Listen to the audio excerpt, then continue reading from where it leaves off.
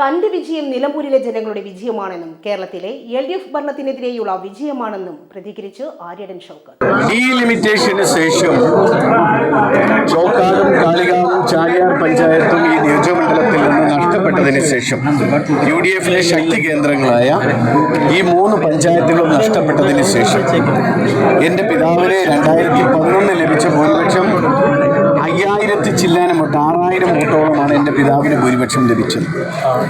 അതിനുശേഷം 2 തവണയും UDFിന് നഷ്ടപ്പെട്ട സീറ്റാണ്. ആ സീറ്റ് ഞങ്ങൾ പ്രതീക്ഷിച്ചൊരു ഭൂരിപക്ഷത്തിൽ 10,000-ന് മുകളിൽ ഭൂരിപക്ഷത്തിന് തിരിച്ചു പിടിക്കുകയാണ് 10,000-ന് മുകളിൽ തിരിച്ചു പിടിക്കുകയാണ്. ഈ വിജയം ഇത് കേരളത്തിലെ ജനങ്ങളുടെ വിജയമാണ്. ഈ വിജയം നിലമ്പൂരിൽ കഴിഞ്ഞ 9 വർഷമായി അവഗണന ഏറ്റ നിലമ്പൂരിലെ ജനങ്ങളുടെ വിജയമാണ്. ഡീലിമിറ്റേഷന് ശേഷം ചോക്കാടും കാളികാവും ചാലിയാർ പഞ്ചായത്തും ഈ നിയോജക മണ്ഡലത്തിൽ നിന്ന് നഷ്ടപ്പെട്ടതിന് ശേഷം UDFിലെ ശക്തി കേന്ദ്രങ്ങളായ ഈ 3 പഞ്ചായത്തുകളും നഷ്ടപ്പെട്ടതിന് ശേഷം എൻ്റെ പിതാവിന് 2011 ലഭിച്ച ഭൂരിപക്ഷം 6000-നടുത്ത് വോട്ട് മാത്രമാണ്. അതിനുശേഷം 2 തവണയും UDFിന് നഷ്ടപ്പെട്ട സീറ്റാണിത്.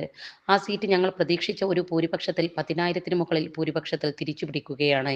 ഈ വിജയം കേരളത്തിലെ ജനങ്ങളുടെ വിജയമാണ്. നിലമ്പൂരിൽ കഴിഞ്ഞ 9 വർഷമായി അവഗണനയേറ്റ ജനങ്ങളുടെ വിജയമാണ് ഇത് പിണറായി വിജയൻ സർക്കാരിനെതിരെയുള്ള കേരളത്തിലെ മുഴുവൻ ആളുകളുടെയും ജനരോഷം നിലമ്പൂർകാർ ഏറ്റെടുത്തതാണ്. മാത്രമല്ല 9 വർഷം നിലമ്പൂരേറ്റ അവഗണനയ്ക്കെതിരെയുള്ള കൃത്യമായ പ്രതിഷേധവും പ്രതികരണവും കൂടിയാണെന്നും ആര്യടൻ ഷൗക്കത്ത് പറഞ്ഞു.